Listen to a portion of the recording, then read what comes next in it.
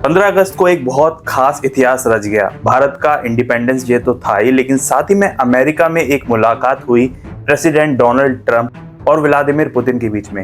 ये मुलाकात अमेरिका के अलास्का में हुई और ये अपने आप में एक इतिहास में लिखने वाली घटना है। आखिर क्यों प्रेसिडेंट डोनाल्ड ट्रंप जब राष्ट्रपति व्लादिमीर पुतिन से मिलने के लिए प्लेन से उतर रहे थे तो वो कुछ घबराए हुए से थोड़े से कॉन्शियस फील हुए। यही नहीं, मीटिंग के बाद पुतिन ने जो है प्रेसिडेंट डोनाल्ड ट्रंप को अगली मीटिंग उनके ही देश रशिया के मॉस्को सिटी में करने को कहा और next time in Moscow. Oh, that's an interesting one. उसके बाद प्रेसिडेंट डोनाल्ड ट्रंप एकदम ब्लैंक हो गए। क्या इस मीटिंग के बाद ऐसा बताया जा सकता है कि यूक्रेन वॉर रुक जाएगी? लेकिन आखिर क्यों इस मीटिंग में व्लादिमीर पुतिन की जीत हो गई ऐसा बताया जा रहा है? पूरा डिस्कशन करेंगे हम। आखिर इस मीटिंग में क्या क्या बातें हुई होंगी और आखिर इस मीटिंग का रिजल्ट क्या सामने आता है? क्या रशिया अमेरिका को भी ओवरटेक कर चुका है इस मीटिंग के बाद? बहुत गहरी रिसर्च के माध्यम से समझेंगे। चलिए शुरू से शुरू करते हैं। इस मीटिंग के लिए दोनों ही पक्षों में बातचीत के लिए जगह जो तय हुई वो ही अलास्का। अलास्का एक बहुत खास जगह है प्रेसिडेंट ट्रंप के लिए भी और पुतिन के लिए भी। वैसे तो अलास्का अमेरिका में आता है, लेकिन कभी अलास्का रशिया का पार्ट हुआ करता था। लेकिन उसके बाद 1867 में अमेरिका ने रशिया से अलास्का को $7.2 मिलियन में खरीद लिया और उसके बाद अलास्का जो है अब अमेरिका की टेरिटरी है। अब अलास्का में तय हुआ कि रशिया के प्रेसिडेंट व्लादिमीर पुतिन और अमेरिका के प्रेसिडेंट डोनाल्ड ट्रंप मिलेंगे, क्योंकि हाल ही में जो यूक्रेन वॉर हुई उसके बाद काफी सारे सैंक्शन लगाए गए रशिया पे। उसके बाद एक बहुत खास मीटिंग बताई जा रही थी, और हो भी क्यों ना, दुनिया की दो सबसे बड़ी सुपर पावर रशिया और अमेरिका आमने सामने खड़े थे एक ही जमीन पर एक दूसरे के खिलाफ। दोनों ही प्रेसिडेंट का प्लेन जो है वो अलास्का के एंकोरेज नाम की जगह पर लैंड करता है और एंकोरेज में ही ये मीटिंग होने वाली थी। देखिए, इसमें एक खास फैक्ट सामने ये आ रहा है कि व्लादिमीर पुतिन जो हैं वो इस मीटिंग के लिए थोड़ा सा लेट हो गए। वैसे अक्सर पुतिन के बारे में ये कहा जाता है कि वो हमेशा से ही किसी भी मीटिंग में लेट पहुंचते हैं और कई बार तो एक घंटा लेट पहुंचे हैं। ऐसा बताया जाता है ये साइकोलॉजिकल एडवांटेज देता है अपनी इंपॉर्टेंस और अपना डोमिनेंस दिखाने के लिए, जिस वजह से पुतिन जो है लगभग 99% हर मीटिंग में लेट ही पहुंचते हैं।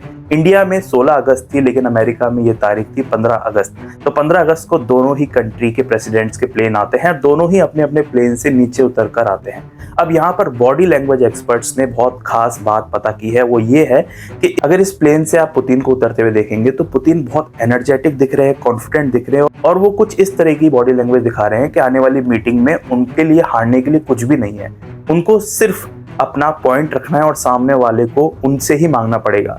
आगे बताऊंगा आखिर क्यों। लेकिन वहीं दूसरी तरफ अगर आप डोनाल्ड ट्रंप को उतरते हुए देखेंगे तो वो कुछ घबराए हुए से दिख रहे हैं, अपने साइड की जो रेलिंग है उसको पकड़ रहे हैं एरोप्लेन की और साथ ही में सीढ़ियों के ऊपर देखते हुए बहुत ध्यान से उतर रहे हैं। तो बॉडी लैंग्वेज एक्सपर्ट्स ने ये बताया है कि ये कुछ शेकी, अनकॉन्शियस सी, कुछ घबराएपन की एक निशानी हो सकती है। ऑब्वियसली बात है, इतनी बड़ी मीटिंग होने वाली थी, लेकिन डोनाल्ड ट्रंप जो हैं इस तरीके से अनकॉन्फिडेंट दिख रहे थे पुतिन के आगे। वैसे में एज डिफरेंस दोनों में ज्यादा नहीं है, पुतिन 72 साल के हैं, वहीं डोनाल्ड ट्रंप 79। उसके बाद भी अगर आप एनर्जी डिफरेंसेस चेक करें तो पुतिन क्लियरली एक हल्का सा एक स्टेप आगे थे कॉन्फिडेंस शो करने में। दोनों ही लीडर जब एक दूसरे के पास आते हैं तो उसके बाद सबसे पहला हाथ पुतिन बढ़ाते हैं और उसके बाद डोनाल्ड ट्रंप हाथ मिलाते हुए उन्हें अपनी तरफ हल्का सा पुल करने की कोशिश करते हैं। लेकिन पुतिन, देखने वाली बात यह थी कि हाथ अपना पीछे नहीं खींचते और जो डोनाल्ड ट्रंप हैं वो बहुत क्लोज अपने हाथ को ले जाते हैं और हल्का सा एक बार और पुल करते हैं। डोनाल्ड ट्रंप अक्सर लोगों से जब मिलते हैं तो हमने ये बॉडी लैंग्वेज उनकी देखी है, जब वो हाथ मिलाते हुए कुछ ऐसा दिखाते हैं कि वो थोड़ा सा डोमिनेट कर रहे हैं। किसी से भी हाथ मिलाना और उसको हल्का सा अपनी तरफ खींचना डोमिनेंस दिखाता है। तो यही कुछ चीजें हमें देखने को मिल रही थी फर्स्ट मीटिंग में। उसके बाद पुतिन को जिनसे कहते हैं वो आखिर पुतिन ने क्या बोला या बाद में स्पीच में उन्होंने बताया था।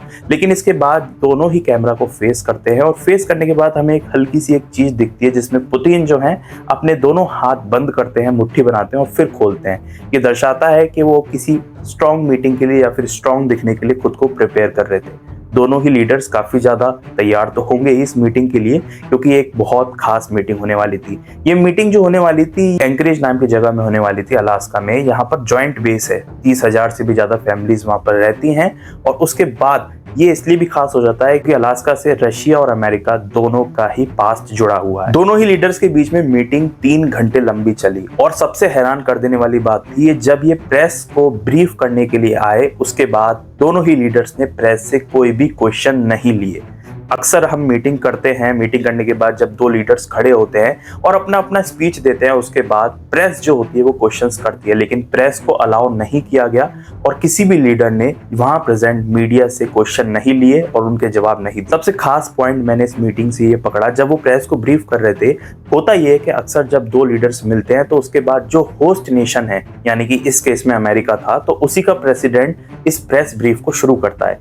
लेकिन सबसे ज्यादा शॉक जब हो गया जब ट्रंप ने इस बात को खुद ना शुरू करके पुतिन को आगे कहा और उनको पहले ब्रीफ करने का मौका दिया। क्या ये पावर दिखाता है पुतिन की? कहीं ना कहीं वर्ल्ड में जरूर दिखाता है। इसी को देख के नाटो नेशन जो है या फिर यूक्रेन जो है वो बुरी तरह से इरिटेट जरूर हुआ होगा, क्योंकि पुतिन को पहले बोलने का मौका मिला। क्योंकि अक्सर ऐसा माना जाता है कि जो नेशन पहले बोलता है वो होस्ट नेशन होता है, और होस्ट नेशन का प्रेसिडेंट अगर पहले ब्रीफ करता है प्रेस को तो कहीं ना कहीं अपना एजेंडा सेट करता है, कहीं ना कहीं खुद की कितनी इंपॉर्टेंस है दुनिया में, या फिर उन्होंने पुतिन को क्यों बुलाया, इस तरीके से बातें फ्रेम की जाती है। लेकिन यहाँ पर ट्रंप का पुतिन को और आगे करना और पुतिन को कहना कि आप पहले बोलिए, ये दर्शाता है कि किस तरीके की पावर और किस तरीके का एडवांटेज पुतिन को मिल गया था ठीक इसी वक्त। और यही समय ऐसा था जब इस मीटिंग के बाद पुतिन की जीत हो रही है, हमें ये लगने लग गया था। और पुतिन ने इस बात को तय कर दिया था, क्योंकि पुतिन जो है वो पूरी तैयारी के साथ आए थे। वहीं डोनाल्ड ट्रंप जिस तरीके से उन्होंने स्पीच दी, प्रेस को ब्रीफ किया, वो बहुत वीक लग रहे थे। सबसे पहले बात करें पुतिन की, तो पुतिन ने बोला कि वो जब इस मूवी पर लैंड करते हैं तो गुड आफ्टरनून नेबर, उन्होंने बोला कि मैंने ट्रंप से कहा कि गुड आफ्टरनून नेबर, क्योंकि रशिया और अमेरिका पड़ोसी हैं। और पुतिन ने अपनी स्पीच में एक बात और कही कि हम एक दूसरे के पड़ोसी हैं और सब आपस में बहुत पास है, और इस पास होने के नाते हमें एक दूसरे का ध्यान रखना चाहिए। तो कहीं ना कहीं साइकोलॉजिकल इफेक्ट पुतिन डालने की कोशिश कर रहे थे अमेरिका में कि अगर आप यूक्रेन या फिर किसी और यूरोपियन नेशन की वॉर में उतरते हैं तो आप ये भूलिए मत, हम दोनों पड़ोसी हैं, और चाहे बिजनेस हो गया, चाहे आर्मी हो गई या जंग हो गई, आपस में क्लोज होने के बाद सबसे ज्यादा चीजें इन्हीं में होने वाली हैं। तो यही वजह थी कि पुतिन ने एक बहुत तगड़ा सेंटेंस दे दिया ट्रंप को, और वो ये था कि गुड आफ्टरनून नेबर। ये सोच समझ के आए थे। लेकिन वहीं दूसरी तरफ जब ट्रंप की बारी आई बोलने की, तो उन्होंने कुछ ऐसी बातें की जिनको सुनने के बाद ऐसा लगा कि ट्रंप बिल्कुल भी प्रिपेयर्ड नहीं थे। जैसे कि उन्होंने कहा कि ये बहुत अच्छी प्रोडक्टिव मीटिंग थी, लेकिन फिर उसके बाद वो बोलते हैं कि बहुत सारी चीज़ों तक वो पहुंचे, बहुत इंपॉर्टेंट मुद्दे डिस्कस उन्होंने किए, लेकिन कुछ एक मुद्दे छूट भी गए और डील नहीं हो पाई। और अगर डील नहीं हुई है, एग्रीमेंट नहीं साइन होता है, तो उसको हम डील नहीं कहते। तो यहाँ पर ये दर्शाता है कि प्रेसिडेंट ट्रंप जो हैं वो हल्का से नीचे चले गए, और क्योंकि ये बहुत जनरल सेंटेंस है कि बहुत प्रोडक्टिव मीटिंग थी। अगर मीटिंग प्रोडक्टिव थी तो कोई एग्रीमेंट सामने क्यों नहीं रखे गए कि इनके बीच में क्या बात हुई, या फिर मीडिया से क्वेश्चन क्यों नहीं लिए गए। वहीं दूसरी तरफ अगर यूक्रेन का मुद्दा था कि यूक्रेन की वॉर रोकी जाए, तो उसके बाद ट्रंप ने मीडिया के सामने कुछ ऐसी बातें क्यों नहीं रखी जो उनकी मीटिंग में हुई थी। इसका जाहिर से मतलब यही निकलता है कि ट्रंप या तो तैयार नहीं थे इस मीटिंग के लिए, वो कैजुअल मीटअप के लिए आए थे। वहीं दूसरी तरफ पुतिन जो है वो बहुत वेल प्रिपेयर्ड लग रहे थे, और एक एक सेंटेंस जब उन्होंने बोला ना, वो बिल्कुल फ्रेम करके बोला, और वो दर्शाता है इस तरीके का साइकोलॉजिकल इफेक्ट उन्होंने अमेरिका पे डाला। और ये बात खत्म करते हुए उन्होंने बोला कि हम नेक्स्ट मीटिंग मॉस्को में रखेंगे, रशिया में। अब ये सेंटेंस उन्होंने जैसे ही बोला, जो ट्रंप है उनका चेहरा बिल्कुल फीका पड़ गया, क्योंकि उनको समझ में नहीं आया वो क्या कहे। Next time in Moscow.